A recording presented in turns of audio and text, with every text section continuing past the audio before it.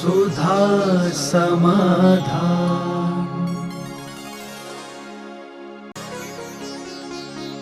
नमोस्तु गुरुदेव। कौन से कर्म के उदय से जाप देते समय चिम्हाई आती है? एक तो रुचि का अभाव है। उसी समय कोई तुम्हारे पास कह दे कि यहाँ बैठ करके तुम्हें जाप देना है, लेकिन ये टोकरी में सांप रखा है, जैसी नींद आएगी ये काट लेगा। फिर तुम्हें जमाई आ जाए तो मेरे पास फिर दवाई है। प्रमाद होता है, असावधानी होती है, रुचि का अभाव होता है, इस कारण से ऐसा होता है। थोड़ा भय उत्पन्न हो जाए तो फिर ये सब प्रमाद भाग जाते हैं। नमोस्तु गुरुदेव। अभय कुमार जी ने रानी चेलना को संकट से कैसे बचाया था? अनेक प्रकार के अनेक संकट आए तो अनेक बचाते थे, बहुत सारे। एक बार राजा सैनिक से कोई बात हुई तो उन्होंने क्रोध में आके कह दिया, जाओ महारानी चेलना के महल में आग लगा दो। गुस्से में बोल दिया और अभय कुमार को आदेश दिया, मंत्री को आदेश दिया। मंत्री ने अभय कुमार से बात की कि साहब, राजा साहब ने महारानी चेलना के महल में आग लगाने को कहा है। बोले राजा आज्ञा तो मानना है।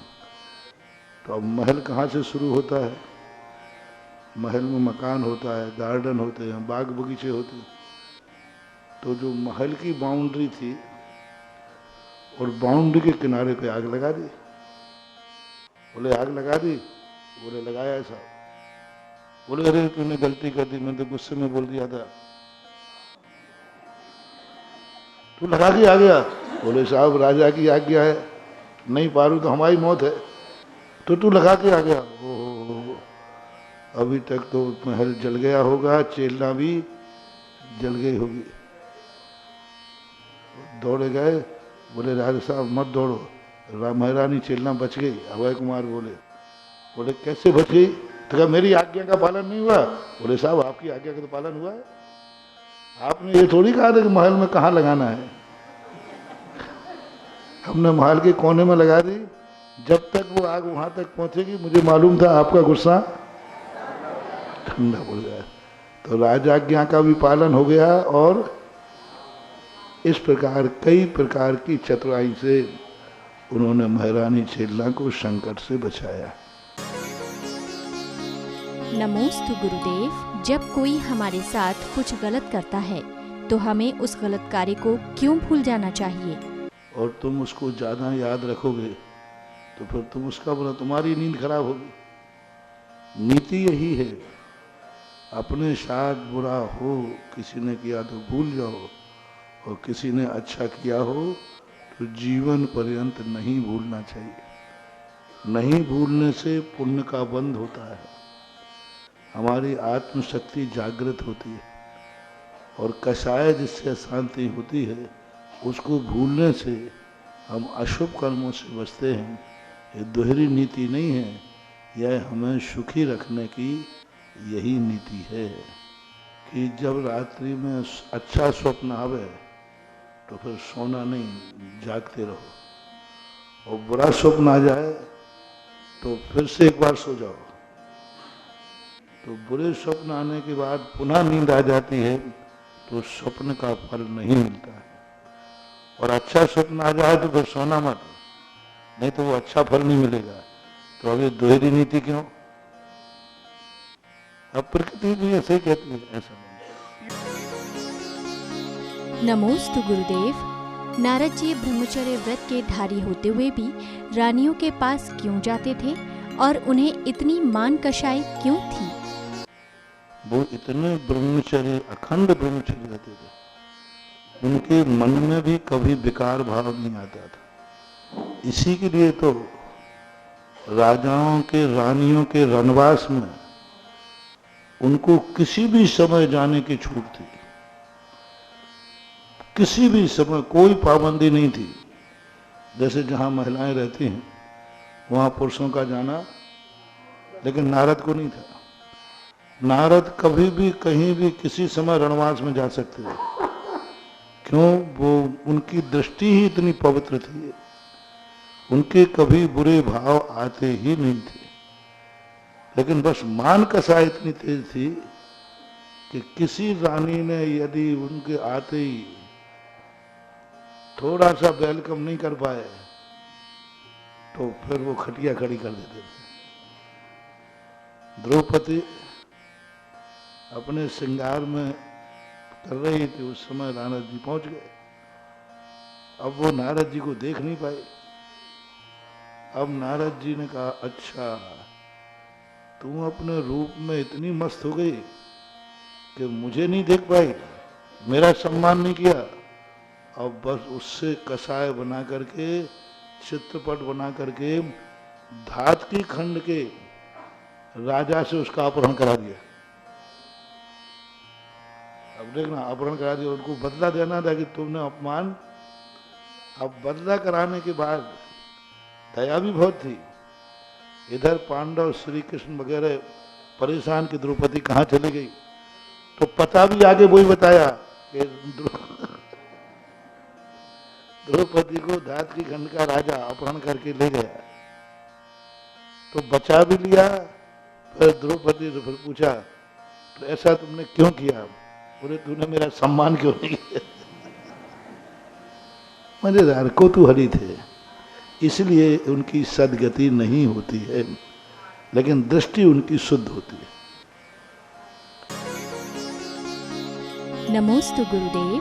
पंच परमेष्ठी भगवान की आरती में 5 पद होते हुए भी कुछ विद्वानों ने अन्य पद जोड़ दिए हैं, ये कहाँ तक सही है?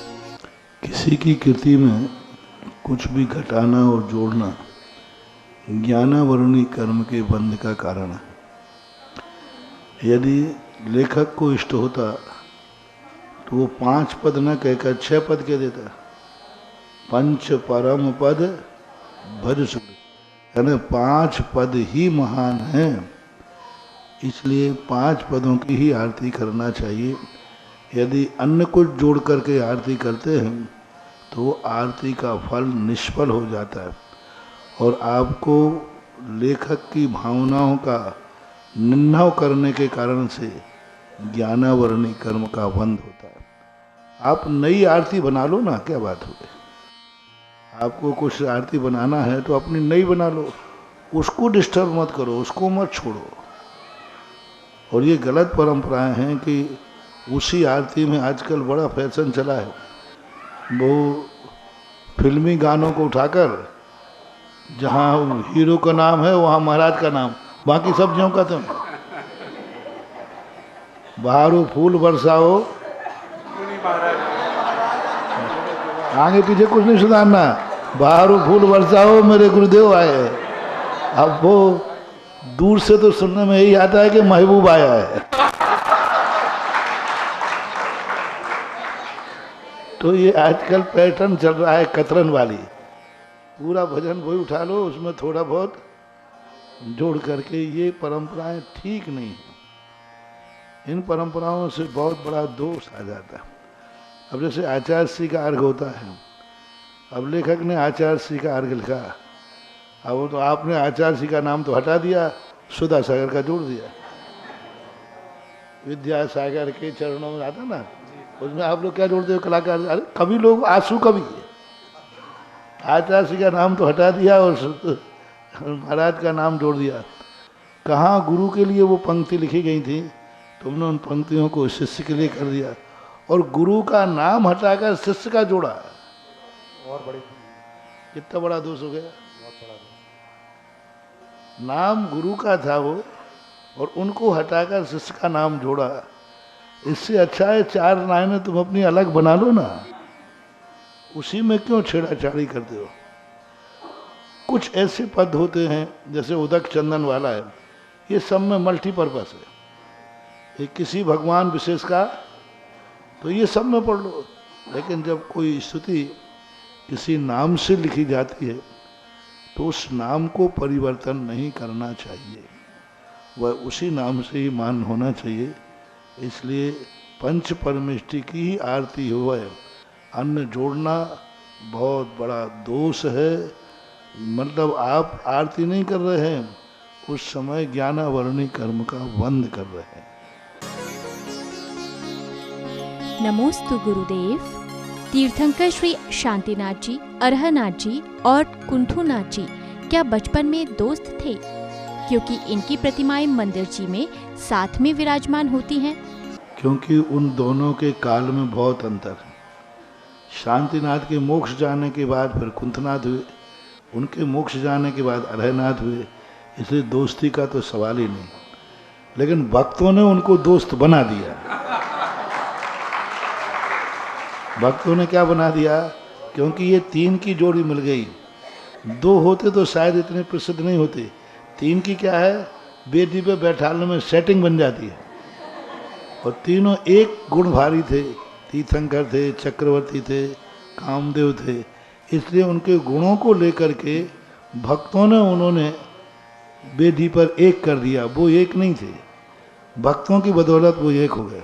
भरत, बाहुबली आदि भी भक्तों के कारण से वो एक हो गए कि आज तक कभी ऐसा हुआ नहीं है कि भगवान तीर्थंकर के बेटे एक साथ कोई तद्भव मोक्षगामी हुए हों।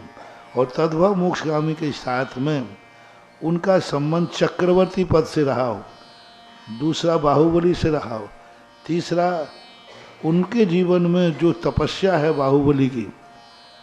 हालांकि भरत चक्रवर्ती को कोई बैठालता नहीं है, वो तो अब एक सीट खाली है तो किसको बैठा ले। सारी दुनिया आदिनाथ को, बाहुबली को चाहती है। आदिनाथ तो आदि ब्रह्मा थे ही। बाहुबली को इसलिए चाहती है कि उन्होंने तपस्या ऐसी की है कि आज तक दूसरा व्यक्ति ऐसी तपस्याधारी नहीं मिला कि बामी लग गई हो, सर्प चढ़ गए हों, ऐसा कोई दूसरा उदाहरण नहीं मिला। तीसरा कारण है, आज तक किसी राजा ने जीत करके त्याग नहीं किया। हार करके तो त्यागते हैं, राज्य जीत करके छोड़ दिया हो, मात बाहुबली के अलावा कोई दूसरा उदाहरण नहीं। खूब वैराग हो गए, लेकिन राज्य जीत करके और वैराग हुआ हो तो बाहुबली की चीज में। अब आदिनाथ बाहुबली बैठ रहे थे, अब बेदी को शोभा तो बड़ा नहीं है, तो अब किसको लाएं? तो उन्होंने कहा भरत को बैठा लो। तो ऐसी एक नियुक्ति बन गई। बाकी शास्त्रों के अनुसार ऐसा कोई नियोग नहीं है, ये भक्तों की श्रद्धा और बाई लुक देखने में कैसा लगेगा इस कारण बैठाना है। नमोस्तु गुरुदेव। आपके द्वारा अध्ययन करने पर समयसार ग्रंथ का अर्थ अलग क्यों होता है? देखो, समयसार एक ही ग्रंथ को एक ही आचार्य को पढ़ने में दृष्टिकोण का अंतर। वो समयसार को मिशन मान के पढ़ते। मिशन का अर्थ होता है हमें अपनी कंपनी को चलाना है, जैसे चले वैसे। वो समयसार को मिशन मान के पढ़ते हैं और हम समयसार को धर्म मान के पढ़ते हैं और धर्म मान के पढ़ाते हैं। उनका मतलब ये है कि हम अधिक से अधिक जनता को गुमराह करके त्याग मार्ग से दूर हटाएं, और हमारा उद्देश्य है कि अधिक से अधिक असंयम से हटा करके संयम की तरफ लाएं। वो पढ़ते हैं एक किताब मान के, और हम पढ़ते हैं जिनवाणी माँ मान के। क्योंकि हमारे अंदर जो पर्याय है वो हमारी आत्मा की पर्याय बन के निकलती है और उनके शब्दों की पर्याय बन के निकलती है।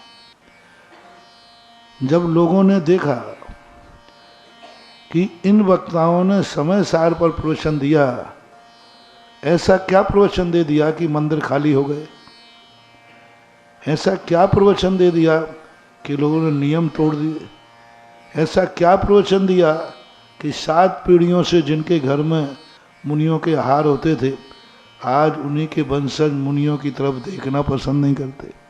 ऐसा क्या इन्होंने प्रवचन दे दिया कि आज लोग मुनि विरोधी हो गए?